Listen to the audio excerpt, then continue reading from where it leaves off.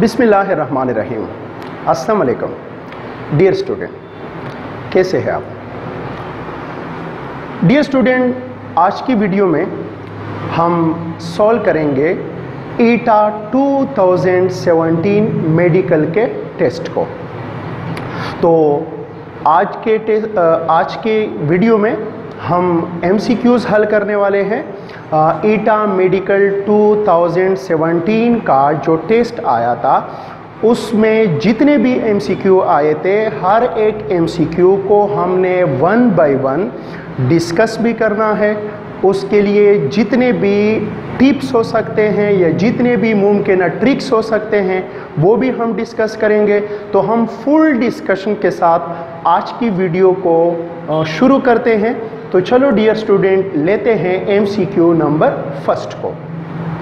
तो dear student, पहला MCQ जैसा कि आपको स्क्रीन के ऊपर नज़र आ रहा है वो ये है कि the range of A projectile is same for two angles which are mutually perpendicular, supplementary, complementary या 270 डिग्री। तो डियर स्टूडेंट, ये MCQ जो है ये दरअसल आपको प्रोजेक्टाइल मोशन से दिया गया है।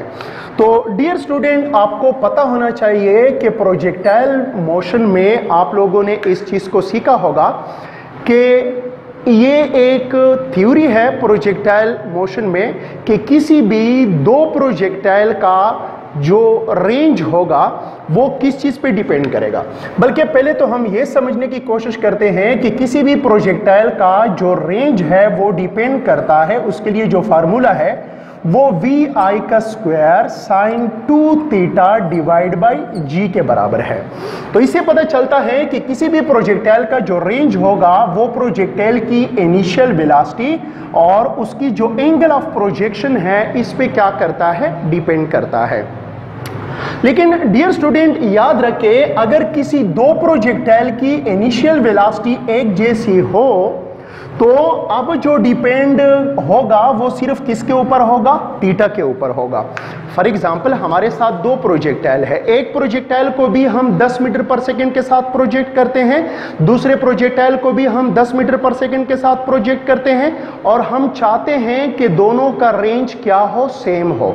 तो अब हमारे साथ एक ही ऑप्शन बचता है कि हम उन दोनों को क्या करें, एक जैसे एंगल के साथ प्रोजेक्ट करें। लेकिन प्रोजेक्टाइल मोशन में एक फैसिलिटी हमारे साथ ये भी है कि हम अगर दो प्रोजेक्टाइल की इनिशियल स्पीड को एक जैसा रखें तो उसके सेम रेंज को हम एक जैसे एंगल की बजाय दो डिफरेंट एंगल पर भी अचीव कर सकते हैं। लेकिन इसके लिए एक शर्त है और वो शर्त ये है कि आप बेशक दोनों एंगल को, दोनों प्रोजेक्टाइल की एंगल को डिफरेंट रखें, लेकिन एक चीज़ का आपने ख्याल रखना है और वो ख्याल ये है कि ये दोनों एंगल जो आप डिफरेंट रख रहे हो ये आपस में कॉम्प्लीमेंट्री एंगल होने चाहिए। अब सवाल यह है कि कॉम्प्लीमेंट्री एंगल्स जो है वो क्या होते हैं। तो डियर स्टूडेंट, पहले आप इसको सीखें। अगर किसी दो एंगल का मजमूआ जो है वो 90 डिग्री आता है तो ऐसे एंगल को हम कॉम्प्लीमेंट्री एंगल्स का नाम जो है वो देते हैं। अगर दो एंगल का आपस में समेशन जो है वो 90 डिग्री आ जाए तो इसको हम कॉम्प्लीमेंट्री एंगल का नाम जो है वो देते हैं। एक और भी है हमारे साथ, एक और टर्म भी है जिसको हम बोलते हैं सप्लीमेंट्री एंगल्स। अब ये सप्लीमेंट्री एंगल्स क्या होते हैं? सप्लीमेंट्री एंगल्स वो होते हैं अगर किसी दो एंगल का समेशन आपके साथ 180 डिग्री आता है तो ऐसे दो एंगल्स जो है ये आपस में क्या होते हैं, सप्लीमेंट्री एंगल्स होते हैं। ठीक है, तो ये चीज आपने याद रखना है। वो दो एंगल जिसका मजमुआ 90 डिग्री होता है उसको बोलते हैं कॉम्प्लीमेंट्री एंगल, और ऐसे दो एंगल जिसका मजमुआ 180 डिग्री होता है उसको हम सप्लीमेंट्री एंगल का नाम जो है वो दे सकते हैं। डियर स्टूडेंट, एक और चीज भी है जिसको हम सप्लीमेंट्री क्वांटिटी बोलते हैं, जो आप पहले चैप्टर में पढ़ते हो। तो याद रखे, प्लेन एंगल और सॉलिड एंगल जो है वो सप्लीमेंट्री क्वांटिटी है, जबकि रेडियन और स्टेरेडियन जो है वो सप्लीमेंट्री यूनिट है। तो एक होता है सप्लीमेंट्री क्वांटिटी, याद रखे, दूसरे होते हैं सप्लीमेंट्री यूनिट्स होते हैं, और तीसरा जो है वो हमारे साथ सप्लीमेंट्री एंगल होते हैं। ठीक है, तो सप्लीमेंट्री एंगल जो है वो 180 डिग्री होते हैं, लेकिन यहां पर हमारा जो ताल्लुक है वो किसके साथ है, वो कॉम्प्लीमेंट्री एंगल के साथ है। तो चलो आते हैं फिर प्रोजेक्टाइल मोशन की तरफ। तो प्रोजेक्टाइल मोशन में डियर स्टूडेंट, आप लोगों ने देखा होगा कि अगर हम किसी एक प्रोजेक्टाइल को प्रोजेक्ट करते हैं 10 डिग्री के साथ, तो फॉर एग्जांपल उसका रेंज ये बनता है। ठीक है, अब एक और प्रोजेक्टाइल को हम उतनी ही इनिशियल वेलोसिटी के साथ प्रोजेक्ट करते हैं, लेकिन उसको हम 80 डिग्री के साथ क्या करते हैं, प्रोजेक्ट करते हैं। तो आप देख रहे हैं कि जिस प्रोजेक्टाइल को हमने 10 डिग्री के साथ प्रोजेक्ट किया था और जिस प्रोजेक्टाइल को हमने 80 डिग्री के साथ प्रोजेक्ट किया था, दोनों का रेंज जो है वो क्या आ रहा है, सेम आ रहा है, बशर्ते के इन दोनों प्रोजेक्टाइल की इनिशियल वेलोसिटी एक जैसी हो। इसी तरह अगर आप किसी प्रोजेक्टाइल को 20 डिग्री के साथ प्रोजेक्ट करते हो, ठीक है, तो फॉर एग्जांपल वो यहां पर ये इसका पॉइंट ऑफ इंपैक्ट बनता है, लेकिन अगर आप एक और प्रोजेक्टाइल को 70 डिग्री के साथ प्रोजेक्ट करते हो तो ये पॉइंट इसका क्या होगा, इसका पॉइंट ऑफ इंपैक्ट होगा। अब 70 डिग्री वाले की हाइट ज्यादा है और 20 डिग्री वाले की हाइट कम है, लेकिन रेंज दोनों का क्या है, एक जैसा है। इसी तरह अगर हम किसी प्रोजेक्टाइल को 30 डिग्री के साथ प्रोजेक्ट करते हैं और एक और प्रोजेक्टाइल को उतनी ही इनिशियल वेलोसिटी के साथ 60 डिग्री के साथ प्रोजेक्ट करते हैं, तब भी उसका रेंज जो है वो एक जैसा होगा। अब डियर स्टूडेंट, आप देख रहे हैं कि यहां पर 80 और 10 का जो प्रोजेक्शन है वो भी एक जैसा, एक ही पॉइंट पर इसका रेंज जो है वो बन रहा है। इस तरह जो 70 है और 20 डिग्री है वो भी एक ही जगह पर क्या हो रहे हैं, गिर रहे हैं, और इस तरह 60 और 30 जो है वो भी एक ही पॉइंट पर गिर रहे हैं, लिहाजा इसका रेंज जो है वो भी क्या है, सेम है। तो डियर स्टूडेंट, आपने देखा कि अगर हम दो प्रोजेक्टाइल को इनिशियल वेलोसिटी एक जैसी रखें और उसके एंगल को इस तरह रखें कि ये आपस में कंप्लीमेंट्री हो, तो उसका रेंज क्या होगा, एक जैसा होगा। इसीलिए जो हमारे साथ पहला एमसीक्यू है, इसमें हमारे साथ जो दुरुस्त ऑप्शन होगा वो ऑप्शन सी जो है वो करेक्ट ऑप्शन होगा, और ऑप्शन सी में हमारे साथ क्या है, कॉम्प्लीमेंट्री एंगल का ऑप्शन जो है वो दिया गया है। नेक्स्ट जो है वो हम बात करते हैं एमसीक्यू नंबर 2 की। तो एमसीक्यू नंबर 2 क्या कहता है, ये कहता है कि a wave of amplitude 20 millimeter has intensity Ix, another wave of the same frequency but of amplitude 5 millimeter has intensity Iy. What is the ratio of Ix and Iy? तो इसकी जो रेशियो है वो हमसे मांगी गई है। ऑप्शन में हमें दिया गया है 2, दूसरा ऑप्शन है 4, तीसरा ऑप्शन है 16 और डी ऑप्शन जो है वो हमारे साथ 256 है। तो डियर स्टूडेंट, पहले हम इस सवाल को समझने की कोशिश करते हैं। इस सवाल में हमें कहा गया है कि हमारे साथ एक वेव है, ठीक है, एक वेव है और उसका जो एम्पलीट्यूड हमें दिया गया है, ये फॉर एग्जांपल हमारे साथ एक वेव है जिसको हमने x से जाहिर किया, और इसका जो एम्पलीट्यूड है, ये जो x वेव है, इसका एम्पलीट्यूड जो है वो 20 मिलीमीटर इसका एम्पलीट्यूड है, और इसकी जो इंटेंसिटी है वो फॉर एग्जांपल हमारे साथ क्या है, Ix है, और साथ में हमें बताया गया है कि एक और आपके साथ एक वेव है जो कि वेव y है। इसका जो एम्पलीट्यूड है जिसको हम ay से जाहिर करते हैं, ये कितना है, ये 5 मिलीमीटर के बराबर है, और इसकी इंटेंसिटी जो है वो फॉर एग्जांपल हमारे साथ Iy है। अब इस सवाल में हमसे क्या ढूंढा गया है, इस सवाल में हमसे पूछा गया है कि आप ये ढूंढे कि Ix और Iy की रेशियो जो है वो क्या होगी। Ix इस वेव की इंटेंसिटी को रिप्रेजेंट करता है और Iy इस वेव की इंटेंसिटी को रिप्रेजेंट करता है। तो इस सवाल को सॉल्व करने से पहले डियर स्टूडेंट आपने एक फार्मूला समझना है और वो फार्मूला है वेव की इंटेंसिटी का। डियर स्टूडेंट वेव की इंटेंसिटी के दो फार्मूले हैं जो आप मुख्तलिफ जगहों पे इस्तेमाल करते हो।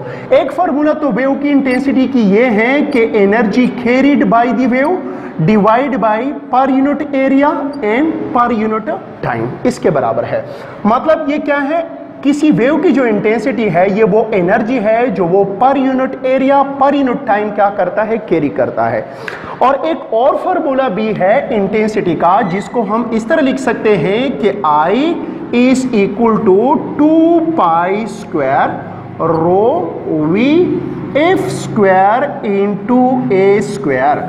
अब ये फार्मूला हमें क्लियरली बताता है कि किसी वेव की जो इंटेंसिटी है ये मीडियम की डेंसिटी पे डिपेंड करता है, वेव की स्पीड पे डिपेंड करता है, फ्रीक्वेंसी के स्क्वायर पे डिपेंड करता है और एम्पलीट्यूड के स्क्वायर पर वेव की इंटेंसिटी का डायरेक्ट रिलेशनशिप है।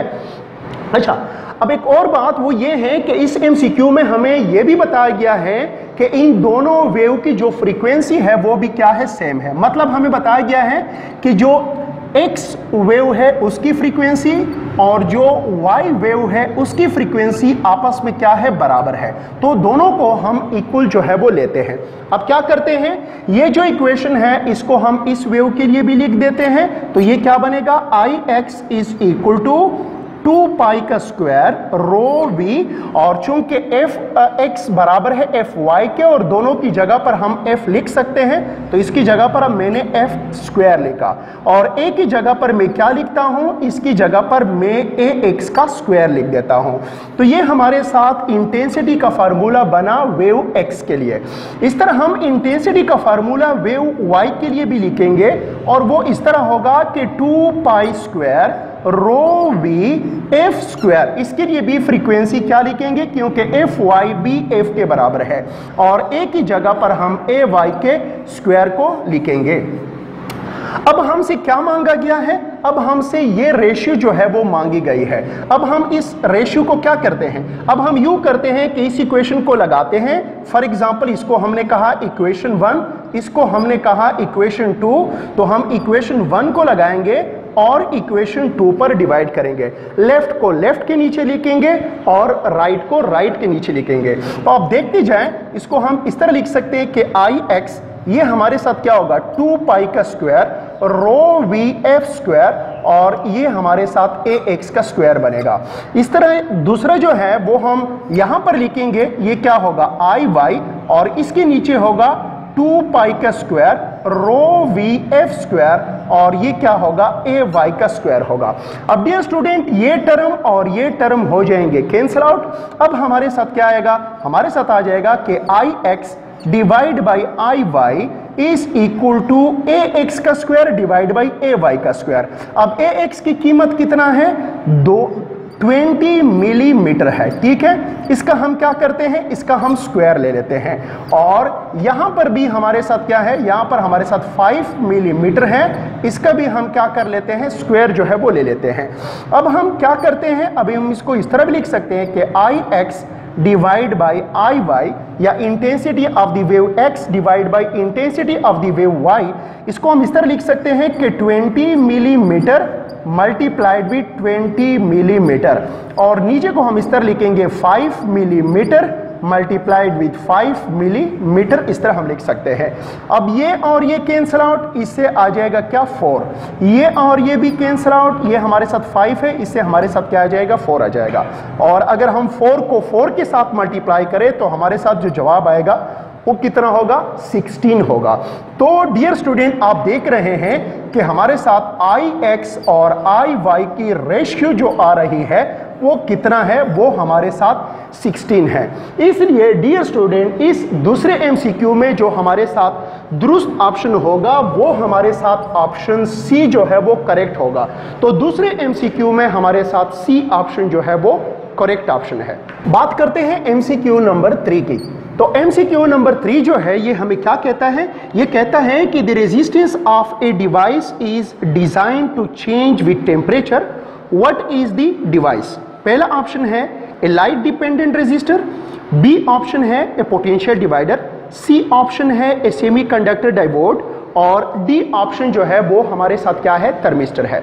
तो डियर स्टूडेंट, आपको पता है कि थर्मिस्टर जो है ये एक ऐसा डिवाइस है जिसकी रेजिस्टेंस जो है वो डिपेंड करता है किसके साथ, टेम्परेचर के साथ। याद रखें वो तमाम डिवाइसेस जो ऐसे मटेरियल से बने हुए हो जिसकी अल्फा, जिसको आप टेम्परेचर कोफिशिएंट ऑफ रेजिस्टेंस का नाम देते हो, temperature coefficient of resistance, temperature coefficient of resistance जिसको हम बोलते हैं। तो डियर स्टूडेंट, वो तमाम डिवाइसेस जिसकी अल्फा की वैल्यू क्या हो, वो तमाम डिवाइसेस जो ऐसे मटेरियल के बने हुए हो जिसकी अल्फा की कीमत वेरी लार्ज हो, तो ऐसे डिवाइसेस जो है वो हाईली सेंसिटिव होते हैं टेम्परेचर के लिए। मतलब ये है कि ऐसे डिवाइस की रेजिस्टेंस के ऊपर सराउंडिंग की टेम्परेचर का या इस मटेरियल को आप जिस टेम्परेचर पे रख रहे हो उसके साथ काफी गहरा लेना देना होता है, काफी गहरा असर जो है ऐसे मटेरियल पर टेम्परेचर का होता है। किसके चेंज के लिए, रेजिस्टेंस के चेंज के लिए। लिहाजा थर्मिस्टर जो है चूंकि उसको ऐसे मटेरियल से बनाया जाता है जिसकी अल्फा की वैल्यू बहुत लार्ज हो, इसीलिए थर्मिस्टर जो है ये हाईली सेंसिटिव होता है। किसके लिए, टेम्परेचर के लिए हाईली सेंसिटिव होता है। लिहाजा थर्मिस्टर ही एक ऐसा डिवाइस है जिसकी रेजिस्टेंस टेम्परेचर डिपेंडेंट होता है। इसलिए इस एमसीक्यू में जो हमारे साथ दुरुस्त ऑप्शन है वो ऑप्शन डी जो है वो करेक्ट ऑप्शन है। तो तीसरे में डी ऑप्शन जो है वो हमारे साथ करेक्ट ऑप्शन होगा। बात करते हैं एमसीक्यू नंबर 4 की। तो एमसीक्यू नंबर 4 जो है ये हमसे कहता है कि when will 1 coulomb of charge pass a point in an electric circuit? Option A है when 1 ampere moves through a voltage of 1 volt. B option है when a power of 1 watt is used for 1 second. C option है when the current is 5 milliampere for 20 second और D option है when the current is 10 ampere for 10 second. तो dear student, दरअसल यहां पर हमसे मांगा गया है, ये कुछ पूछा गया है कि 1 कूलम जो है ये कौन सा ऑप्शन है ए बी सी डी में जो 1 कूलम चार्ज को रिप्रेजेंट करे। तो डियर स्टूडेंट, याद रखें, अगर हम सोचें तो करंट का फार्मूला जो है वो किस चीज के बराबर होता है, करंट का फार्मूला जो है ये चार्ज बटा हुआ टाइम के बराबर होता है। अब अगर इसमें हम क्रॉस मल्टीप्लाई करें तो हमारे साथ आएगा कि charge is equal to current into time. अब डियर स्टूडेंट, मतलब ये है कि जब भी हम चार्ज को डिफाइन करेंगे या चार्ज को ढूंढने की कोशिश करेंगे तो हमने एक ऐसे ऑप्शन को तलाश करना है जिसमें करंट और टाइम जो है वो हमें दिया गया हो। अब अगर हम इन ऑप्शंस को देखें तो हमें नजर आता है कि सी ऑप्शन जो है वो हमारे साथ एक ऐसा ऑप्शन है जिसमें हमें करंट और टाइम के बारे में बताया गया है। अब ऑप्शन सी जो है वो हमसे कहता है कि किसी वायर में कितना करंट जा रहा है। फॉर एग्जांपल ये एक वायर है और इस वायर में करंट जा रहा है कितना, इसमें करंट जो है वो 5 मिली एम्पेयर करंट जो है वो जा रहा है और ये करंट कितने टाइम के लिए गुजर रहा है, ये करंट जो है ये 200 सेकेंड के लिए गुजर रहा है। अब इस वायर में गुजरते हुए चार्ज की मिकदार जो है वो कितना होगा वो हमने ढूंढना है। मतलब ये है कि हमसे इस एमसीक्यू में चार्ज के हवाले से बात हुई है और चार्ज के हवाले से दुरुस्त ऑप्शन वही होगा जिसमें करंट और टाइम होगा। बाकी ऑप्शन जो है वो हमारे काम के ऑप्शन नहीं है, इसलिए हमने डायरेक्ट ऑप्शन सी को क्या किया, चूज किया। बहरहाल हम चेक भी करते हैं कि क्या इतने करंट की वजह से जो इतने टाइम के लिए इस वायर में गुजरता है 1 कूलम वाकई हमारे साथ जवाब आता भी है या नहीं। तो चलो चेक करते हैं। तो देखिए करंट जो है वो हमें दिया गया है 5 मिली एम्पेयर। अब 5 मिली एम्पेयर को हम इस तरह लिख सकते हैं कि 5 मिली की जगह पर 10 की ताकत -3 एम्पेयर जो है वो लिख देते हैं। अब करंट की जगह पर हम लिखेंगे 5 मल्टीप्लाइड विद 10⁻³ और टाइम की जगह पर हम क्या लिखेंगे, इसकी जगह पर हम 200 लिखेंगे। तो 5 मल्टीप्लाइड विद 200 आपको पता है इससे क्या आ जाएगा, इससे 1000 आ जाएगा और ये हमारे साथ 10 की ताकत -3 है। अब 1000 जो है ये 10 की ताकत +3 के बराबर होता है और ये जो है ये हमारे साथ 10⁻³ के बराबर है, इसलिए इससे हमारे साथ आ जाएगा क्या, +3 और -3। तो 10⁻0 और 10⁻0 से हमारे साथ आ जाएगा 1, और यूनिट जो है वो हमारे साथ क्या बनेगा, 1 कूलम बनेगा। तो इसका मतलब यह है कि अगर इस वायर में 5 एम्पेयर करंट 200 सेकंड के लिए फ्लो 200 सेकंड के लिए मौजूद हो, सेटअप हो जाए, तब इसमें जो टोटल चार्ज गुजर चुका होगा वो कितना होगा, 1 कूलम के बराबर होगा। तो डियर स्टूडेंट, इस MCQ नंबर 4 में जो हमारे साथ दुरुस्त ऑप्शन है वो ऑप्शन सी जो है वो हमारे साथ करेक्ट ऑप्शन होगा। तो बात करते हैं MCQ नंबर 5 की। MCQ नंबर 5 जो है ये हमें क्या कहता है, MCQ नंबर 5 कहता है कि ए सेल ऑफ इंटरनल रेजिस्टेंस 2.0 ओम। देखिए MCQ नंबर 5 में हमें बताया गया है कि हमारे साथ क्या है, हमारे साथ सिचुएशन कुछ इस किस्म के हैं कि यहां पर हमारे साथ एक सोर्स ऑफ EMF है जिसकी इंटरनल रेजिस्टेंस के हवाले से हमें बताया गया है, और साथ साथ यहां पर एक लोड रेजिस्टर भी लगा हुआ है जिसकी रेजिस्टेंस जो है वो हमारे साथ क्या है, जिसकी रेजिस्टेंस हमारे साथ R है, जिसको हम कैपिटल R से क्या करते हैं, रिप्रेजेंट करते हैं। अच्छा, अब हमें बताया गया है कि इसका जो इंटरनल रेजिस्टेंस है R, इसको ये किस चीज के बराबर है, ये 2.0 ओम के बराबर है। और साथ साथ हमें यह भी बताया गया है कि इस सोर्स का जो EMF है ये 1.5 वोल्ट के बराबर है। और मजीद हमें कहा गया है ये जो बैटरी है इसको कनेक्ट किया गया है, is connected to a resistor of resistance 3 ohm. मतलब इस बैटरी को एक ऐसे रेजिस्टर के साथ कनेक्ट किया गया है जिसकी रेजिस्टेंस जो है वो कितना है, 3 ओम है। अब मजीद वो क्या पूछता है, वो ये पूछता है कि what is the potential difference across the 3 ohm resistor. मतलब इस रेजिस्टर के अक्रॉस जो पोटेंशियल डिफरेंस बनेगा वो हम क्या करना चाहते हैं, ढूंढना चाहते हैं, फाइंड आउट करना चाहते हैं। तो डियर स्टूडेंट, किसी भी रेजिस्टर के अक्रॉस पोटेंशियल डिफरेंस को मापने के लिए जरूरी है कि आपको यह भी पता हो कि इस रेजिस्टर का रेजिस्टेंस कितना है और इस रेजिस्टर में गुजरने वाला करंट जो है वो कितना है। तो मतलब यह है कि इस V को इस रेजिस्टर के क्रॉस जो पोटेंशियल डिफरेंस है वो ओहम लॉ के मुताबिक IR के बराबर है, ठीक है। लेकिन इस रेजिस्टर का रेजिस्टेंस तो हमारे साथ मौजूद है, लेकिन इस रेजिस्टर में से गुजरने वाला करंट जो है वो उसका हमें पता नहीं है, इसलिए फिलहाल हम इसके क्रॉस पोटेंशियल डिफरेंस को नहीं ढूंढ सकते।